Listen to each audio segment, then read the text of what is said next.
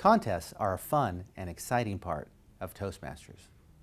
They represent the pinnacle of Toastmasters training and education in public speaking. They're a high-pressure, competitive environment where people get to utilize their skills and step up in front of their peers. This makes it extremely important for the people putting on the contest to create a fun, safe, and inviting environment for the contestants. In today's video, we're going to show you how to create the team of people that it takes to put on a contest and make your contest successful. Let's have a look.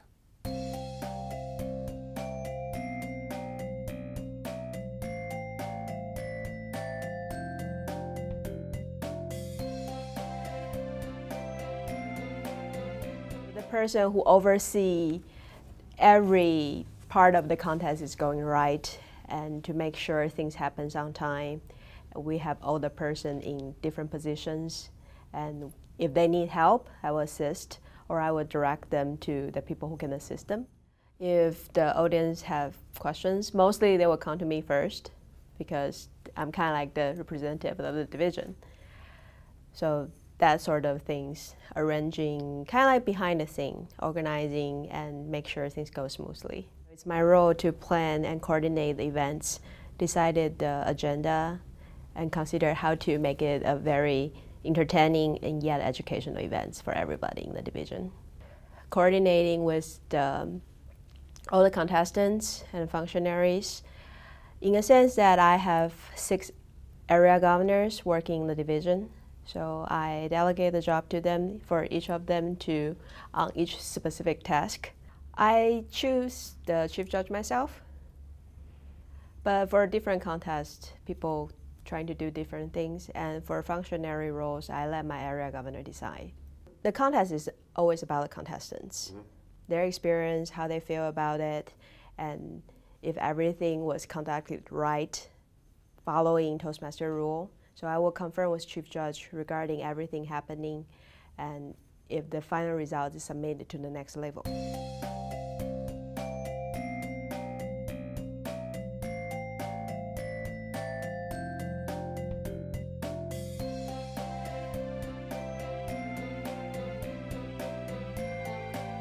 The first thing I'd like to ask you is, what do you do to prepare as Toastmaster for Toastmastering a contest?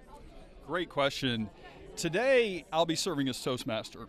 And in order to prepare, Mei Chen Kuo, the Central Division Governor, and I have met a couple of times to go over things. And there's a lot of paperwork that needs to be done before the contest starts. We have what are called eligibility forms and speaker profile information. So the eligibility form is necessary for TI so that the speaker can be officially recognized and checked as a member in good standing before the contest starts. So we get those forms from the speakers, and then we have to coordinate other things. We have to coordinate all the various, things like the program, what's going to happen at what time, who the other functionaries are. And so we had a couple of meetings before today to prepare for that, and she gave me the forms when they were all filled out. Well, the first thing I did was coordinate with May, and we checked that all the things with the venue were logistically going to happen.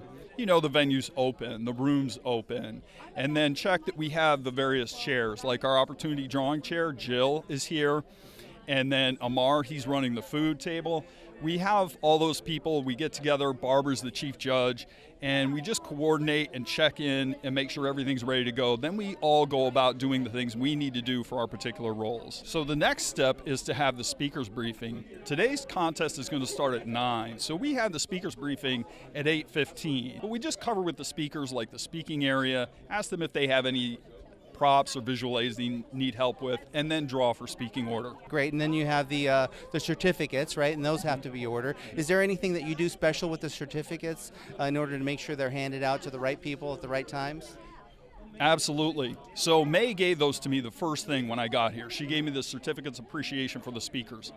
And what will happen is after the speaking is done, for each section of the contest, I'll interview the contestants. For me, that's a lot of fun because kind of get to have fun with the speakers, ask them a bunch of questions, maybe embarrass them a little bit, who knows. But what I like to do is then, after their interview is over, is give them their certificate of appreciation. So you had their eligibility form and their bios, right, along with the certificates. Now, what do you use the bios for? The bios give me some information I can use to ask questions of them. Like it might have a hobby on there, what they do for work, their background, where they're from, and then I can just kind of use those for random questions that I can ask them during the interview.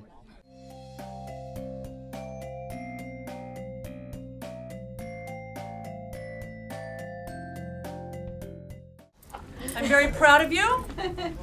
I have not had to use these yet.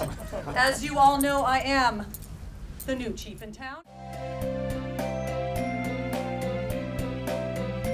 Preparation is the key. There's a lot of preparation that's involved. Luckily, the division governor, Mei Chen Kuo, helped with a lot of it because the chief judge needs to get the judges. There's 7 judges and a tiebreaker judge. So luckily, Mei Chen was able to help me with that, as well as prepare the judges' packets, timers' packets, ballot counters' packets, as well as communicating with all people involved to make sure and confirm they will attend. What are the forms that you're responsible for getting them to sign, and who is signing what forms? Yes, the judges sign an eligibility form. They need to have completed 6 of the first speeches in the CC manual, which is the Competent Communicator Manual. So they need to be eligible. Got it. The timers and the ballot counters don't need to sign anything, but they do need to be briefed.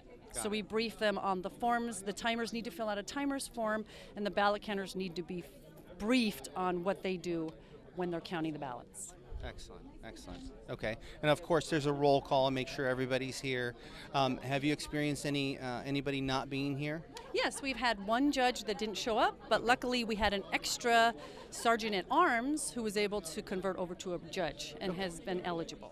Well, we want to make sure the audience knows the general rules of conduct, basically. Okay. So silencing of the cell phones, no flash photography, and really being quiet and respectful to the contestants. So those rules are basically read off and conveyed to the audience, just to make sure we're all on the same page. Will not signal to the contestants that they are running long. None of this, none of that. I saw some of that, okay?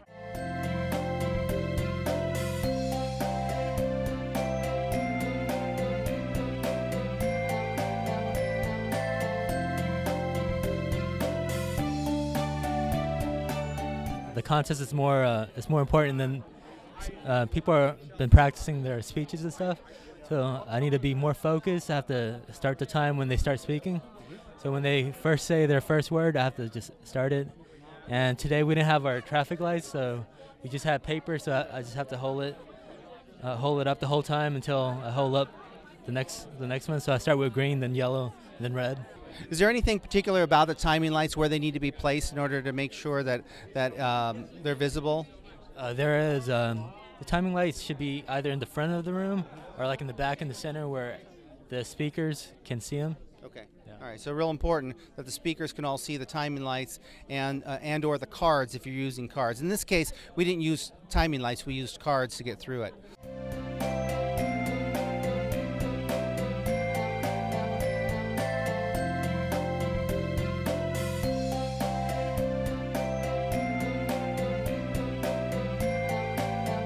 Jill was the opportunity drawing master here at the Central Division contest. Before the contest started, what is the stuff that you had to do in order to get ready for today?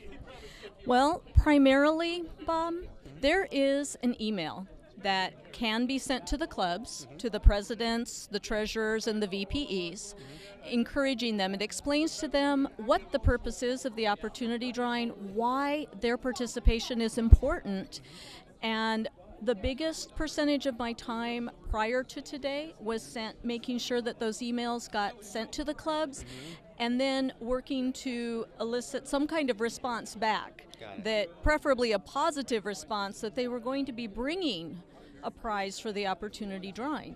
Got it. You know what, there is a suggestion in the email if it is easy for the clubs and they want to do a gift card, that some of the gift cards range in price from $5 up to as much as $50. And you can see from today's contest, we had gift cards for various things ranging in price from $10 up to, I believe, $20 was the top today.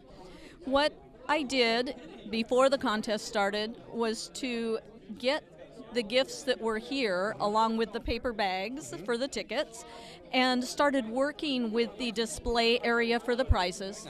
This really, once the gifts or the prizes are here, it's about marketing, making them look as appealing as possible, as beautiful as possible, so that people want to put a ticket in that bag to take the opportunity to possibly win that gift.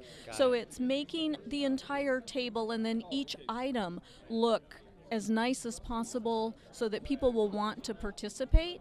Then making sure that there is a bag for the ticket with the prize written on the bag and that the two are there in close proximity so that people get their ticket in the bag for the prize they want. Got it. And then encouraging people to participate. In other words, go purchase opportunity tickets and make sure you get your ticket in for the drawing. Have fun, make it fun, be light with it, and just enjoy the contest, enjoy the process.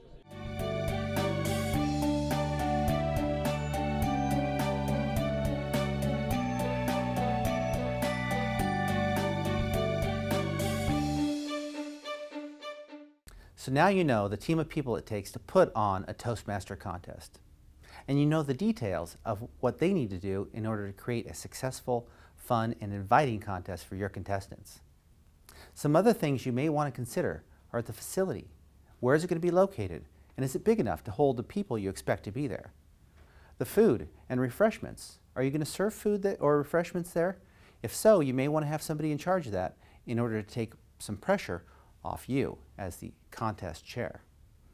And then finally, the finances. How much are you going to charge? And be prepared to reconcile those finances at the end of the contest. So the contest is over. Let's take a look at the highlights and see how it turned out. I also am a big fan of pool parties. I grew up with a pool, and so there's nothing better on a nice hot summer afternoon than to get all your friends together and just to have a massive wrestling match in the pool. Of course, you get out, followed up with a nice meal and a shaving cream fight, and then back in the pool to rinse all that shaving cream off. When I think about my landscape and what my vision is of what I want it to be and what my reality is of what I see out my window, I think, okay, time to bring out the rake, time to pull it all together and make my real landscape part of my mental landscape. And then amazingly enough, if I move the leaves around and push them out, then I'll have little flowers that come up and all will be well and cheerful and colorful and brilliant and wonderful in every way. Now, when I hear all the names of the seasons, summer, spring, winter, and fall, I don't know about you, but it reminds me of the song from Camelot, If Ever I Would Leave You. If ever I would leave you, it wouldn't be in springtime, knowing how in spring I'm bewitched by you so. It's just fun, you know, like the springtime, the summer. You know, you're just vibrant. You want to get out there. You want to meet people. You want to have fun. Imagine yourself in a beautiful winter's day. The sun is bright, the snow is crisp, it's clear. Now just shift just a moment. Imagine yourself in a beautiful spring day. You have a spring in your step and you just feel like you're on top of the world. Now imagine yourself, it's the 4th of July, it's summer. And now imagine the fall. It's just a little bit chilly, but the leaves are changing colors. For myself, winter is a time of contemplation, where I can see, gosh, the learnings of life, the learnings of other people. And it's through that state that you're able to really appreciate those moments of the spring, when you have all that possibility. And then the summer, when it's all in full fruition. And then the fall, as things start to, the harvest comes in and slowly winds down. So then you can have that moment of calm, hibernation, of being able to look back and appreciate the year and all that it has given you. For myself, I am definitely winter. If you are a policeman, policewoman, or firefighter, please stand and remain standing. Well, at this point, I took my program off my lap because I knew at any moment he was going to call for technical business analysts.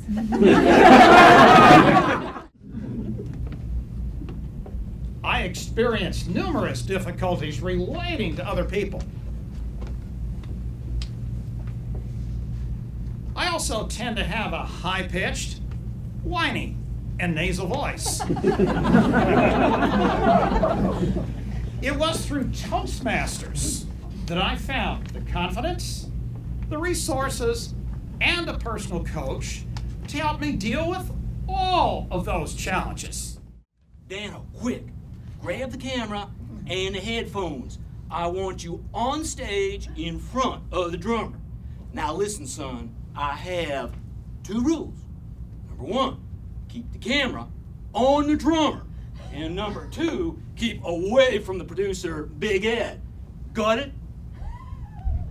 Well, let's see, Uncle Billy. Keep the camera on the drummer, keep away from Big Ed. Yep, I got it.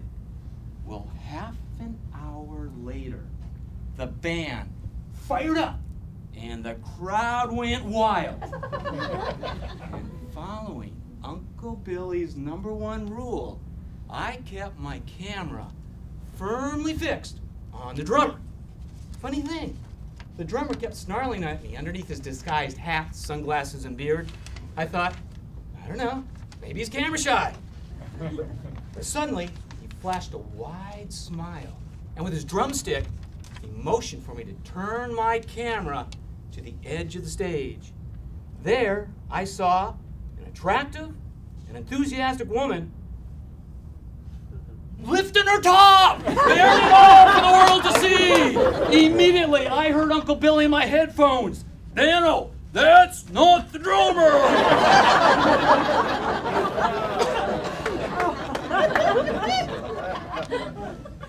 The drummer got me. And I'm pulled out of line, even though I'm not out of line. And he's rooting through my bag. And he pulls out my orange leather Nike high tops. Cost about $200. They are beautiful. He holds them up like this. He goes, "Aren't you a little old to be wearing these, dude?"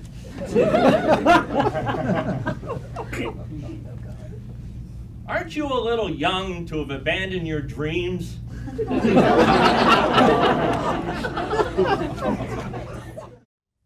Now you know how to create a quality Toastmaster contest. You know the team of people it takes to create that contest.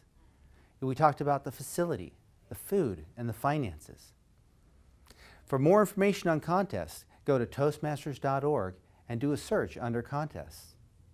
Until then, I'll see you at your next contest.